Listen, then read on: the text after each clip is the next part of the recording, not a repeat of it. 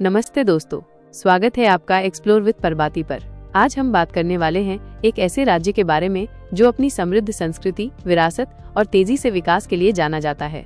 ओडिशा, जो भारत के पूर्वी तट पर स्थित है, बंगाल की खाड़ी के किनारे एक खूबसूरत राज्य है। यह अपनी जगन्नाथपुरी यात्रा, कोणार्क सूर्य मंदिर और हीराकुंड बांध के लिए विशेष रूप से प्रसिद्ध है। लेकिन आज हम सिर्फ इतिहास और संस्कृति की नहीं, बल्कि ओडिशा के भविष्य की भी बात करने वाले हैं, क्योंकि आने वाले समय में यह राज्य बुनियादी ढांचा, शहरी विकास और औद्योगिक विकास के मामले में नई ऊंचाइयों को छूने वाला है। तो चलिए बिना किसी देरी के देखते हैं ओडिशा के टॉप 10 अपकमिंग मेगा प्रोजेक्ट्स को, जो इस राज्य को नए रूप में बदलने वाले हैं।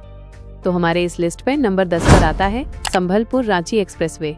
संबलपुर रांची एक्सप्रेसवे, यह एक्सप्रेसवे न सिर्फ दो राज्यों को जोड़ेगा, बल्कि औद्योगिक, व्यापारिक और पर्यटन क्षेत्रों को भी नई ऊंचाइयों तक ले जाएगा।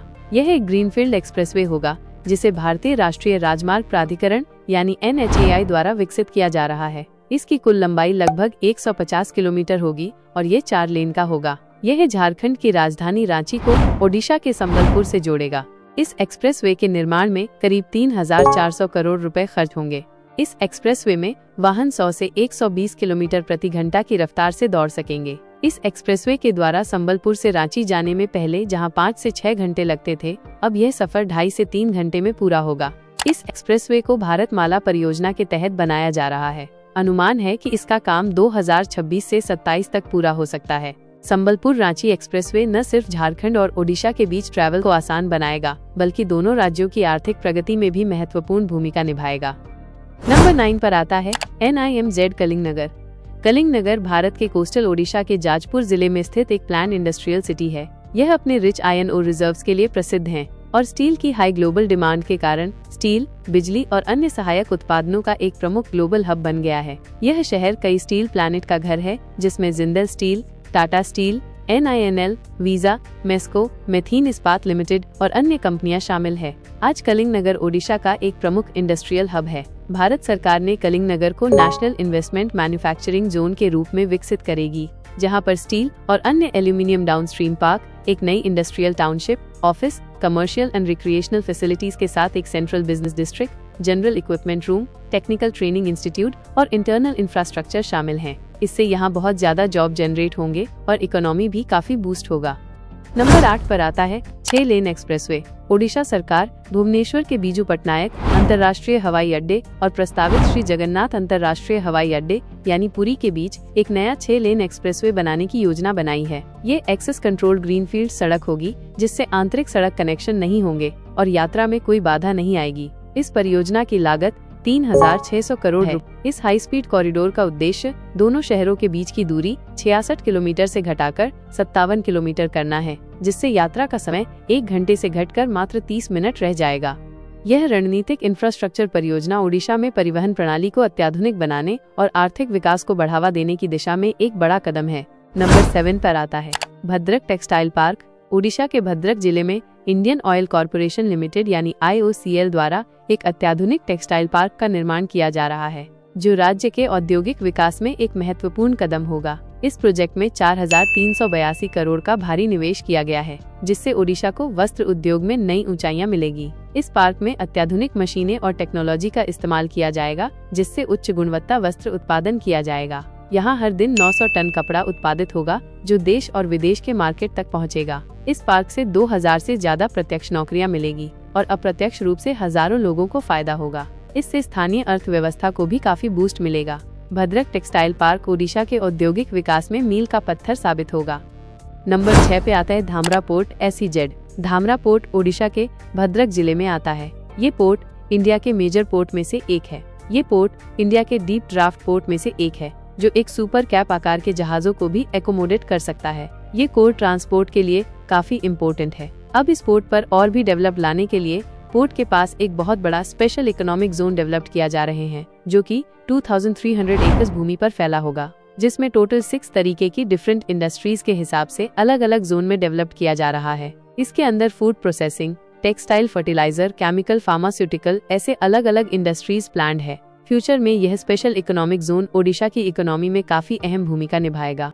नंबर 5 पर आता है धामरा एयरपोर्ट। धामरा, जो कि ओडिशा के भद्रक जिले में स्थित है, जो अपनी बंदरगाह और इंडस्ट्रियल डेवलपमेंट के लिए जाना जाता है। अब यहाँ एयरपोर्ट का निर्माण किया जा रहा है। धामरा एयरपोर्ट का निर्माण अदानी ग्रुप और ओडिशा सरकार के सहयोग से किया जा रहा है। यह एक ग्रीनफील्ड एयरपोर्ट होगा जिसे आधुनिक टेक्नोलॉजी के साथ विकसित किया जाएगा। इस एयरपोर्ट को PPP यानी पब्लिक प्राइवेट पार्टनरशिप मॉडल के तहत बनाया जा रहा है। यहाँ कार्गो टर्मिनल की भी योजना है, जिससे धामरा पोर्ट और औद्योगिक क्षेत्र को काफी फायदा होगा। अंतर्राष्ट्रीय उड़ानों के संचालन के लिए लंबा रनवे और अत्याधुनिक टर्मिनल बनाया जाएगा। इस एयरपोर्ट के बनने से ओडिशा के कोस्टल रीजन में कनेक्टिविटी को बढ़ावा मिलेगा और राज्य के व्यापार तथा पर्यटन को नई गति मिलेगी। यह एयरपोर्ट न केवल राज्य के औद्योगिक विकास को तेज करेगा, बल्कि रोजगार के हजारों नए अवसर भी पैदा करेगा। नंबर 4 पे आता है भुवनेश्वर मेट्रो। दोस्तों, ओडिशा के राजधानी भुवनेश्वर जल्दी देश के मेट्रो रेल सेवा वाले शहर में शामिल होगा। ओडिशा सरकार ने विकास को रफ्तार देने के लिए एक और जबरदस्त फैसला लिया है। ओडिशा सरकार ने 2023 में भुवनेश्वर मेट्रो प्रोजेक्ट की घोषणा की है। ये प्रोजेक्ट 2027 तक पूरा करने का लक्ष्य रखा गया है, जिससे कि कैपिटल सिटी में लोगों को फास्ट और comfortable public transport facilities provide हो सकेगी और इसका फेज 1 की DPR गवर्नमेंट की तरफ से अप्रूव कर ली गई है।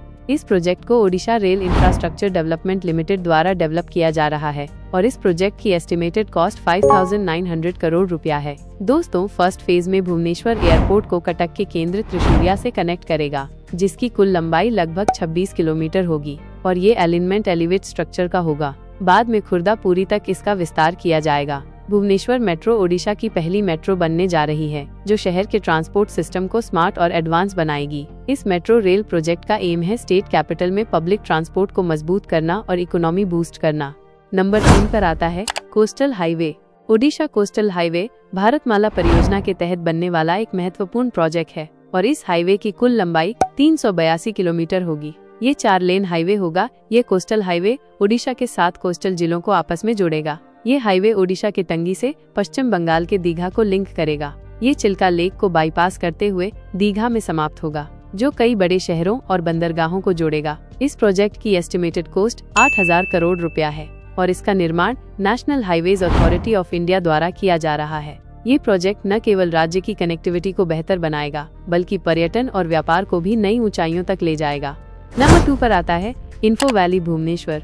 Info valley, the new IT hub of Bhubaneswar. यह प्रोजेक्ट सिर्फ एक IT पार्क नहीं, बल्कि ओडिशा की डिजिटल और इंडस्ट्रियल क्रांति का अगला बड़ा कदम है। करीब 730 एकड़ भूमि पर इस प्रोजेक्ट को ओडिशा सरकार और IDCO यानी इंडस्ट्रियल डेवलपमेंट कॉर्पोरेशन मिलकर विकसित कर रहे हैं। इसमें कई IT इंडस्ट्रीज जैसे IT special economic zone, electronic system design, manufacturing sectors, business park और कॉर्पोरेट ऑफिस शामिल होंगे। ये भारत के सबसे बड़े IT SEZ में से एक है। यहाँ इन्फोसिस, TCS, विप्रो सहित कई मेजर कंपनियां होंगे। इस मेगा प्रोजेक्ट के पूरा होने से ओडिशा की इकोनॉमी को जबरदस्त बूस्ट मिलेगा और हजारों नए रोजगार के अवसर पैदा होंगे। खासकर टेक्नोलॉजी और इलेक्ट्रॉनिक सेक्टर में युवाओं को शानदार करियर के मौके मिलेंगे। स्टार्टअप्स और छोटे बिजनेस के लिए भी ये जगह गोल्डन चांस लेकर आएगी। और नंबर 1 पर आता है Puri international airport. Puri international airport, जिसे श्री जगन्नाथ इंटरनेशनल एयरपोर्ट नाम दिया गया है, इस एयरपोर्ट को एयरपोर्ट अथॉरिटी ऑफ इंडिया द्वारा विकसित किया जा रहा है। यह एयरपोर्ट पुरी से लगभग 10 से 15 किलोमीटर दूर स्थित होगा और इसे ग्रीनफील्ड एयरपोर्ट के रूप में विकसित किया जा रहा है। यह एयरपोर्ट 1500 एकड़ से अधिक क्षेत्रफल में फैला होगा, जो इसे भारत के प्रमुख एयरपोर्ट्स में से एक बनाएगा। इसका रनवे इतना बड़ा होगा कि ये बोइंग 777 और एयरबस A380 जैसे बड़े इंटरनेशनल विमानों को भी आसानी से हैंडल कर सकेगा। यहाँ मल्टी लेवल टर्मिनल बिल्डिंग बनाई जाएगी, जिसमें आधुनिक check in counter, fast security clearance और इंटरनेशनल लेवल की सुविधाएं होंगी। इस प्रोजेक्ट की अनुमानित लागत 5,000 से 7,000 करोड़ है। इसे PPP यानी पब्लिक प्राइवेट पार्टनरशिप मॉडल पर डेवलप किया जाएगा। पुरी सिर्फ भारत ही नहीं, बल्कि पूरे विश्व के श्रद्धालुओं के लिए एक महत्वपूर्ण तीर्थ स्थल है। हर साल लाखों श्रद्धालु श्री जगन्नाथ मंदिर में दर्शन के लिए आते हैं और रथ यात्रा के समय ये संख्या 50 लाख से भी ज्यादा हो जाती है। भुवनेश्वर का बीजू पटनायक इंटरनेशनल एयरपोर्ट पहले से ही अत्यधिक यात्री दबाव झेल रहा है। पुरी में नया एयरपोर्ट बनने से ये दबाव कम होगा। यह सिर्फ एक एयरपोर्ट नहीं, बल्कि ओडिशा को इंटरनेशनल एविएशन नेटवर्क से जोड़ने का एक ऐतिहासिक कदम होने वाला है। श्री जगन्नाथ धाम जैसे विश्व प्रसिद्ध तीर्थ स्थल के पास ये एयरपोर्ट बनने से न सिर्फ पर्यटन बढ़ेगा, बल्कि ओडिशा की कनेक्टिविटी भी वर्ल्ड क्लास हो जाएगी। तो दोस्तों, ये थे हमारे आज के वीडियो। आपको ओडिशा का ये सफर कैसा लगा? क्या आपको लगता है कि आने वाले समय में ओडिशा भारत की सबसे विकसित राज्यों की लिस्ट में शामिल हो सकता है? अपनी राय कमेंट में जरूर बताइए और अगर आपको ये वीडियो पसंद आया हो तो इसे लाइक और शेयर करें और हमारे चैनल एक्सप्लोर विद प्रभाती को सब्सक्राइब करना न भूलें, क्योंकि अगर आप लोग सब्सक्राइब करते हो तो हमें मोटिवेट मिलते हैं ऐसे ही नए नए वीडियो बनाने में। मिलते हैं अगले वीडियो में, तब तक के लिए जय जगन्नाथ।